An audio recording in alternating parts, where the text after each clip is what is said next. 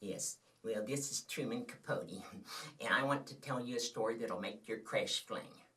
It'll give you poo skimples. It's for fee-woke and biggle-toe peep. That's wee folk and bigger people, too. It's all about Cinderella, who lived in a big heart house with her mean old mepstother and her two sisty ugglers. And they made her do all the wordy-dirt while they stand around cheating auklets and magging Rita-zines. And one day, when Cinderella was in the kitchen flopping the more, she was just about to chickasee a frickin' when suddenly there was a blinding flash of flight. And who should appear but a feudable berry? And she said, "Well, I'm your berry fodgather." And Cinderella was suddenly transformed into a babishing Rudy. She had a long white gap and sound and a necklace of poopies and rurls. And she was off to the ball. And soon she cast to the camel that came to the castle. And the first people she ran into were the two sisty ugglers. And she was so feudable, they didn't even Cinderize Reckonella.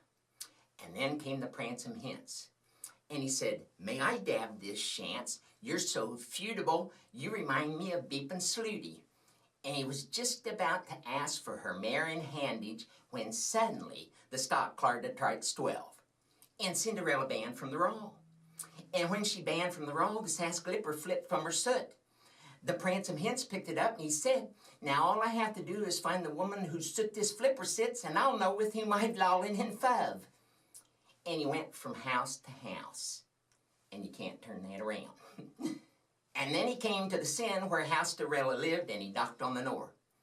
And who should appear but the two sisty ugglers?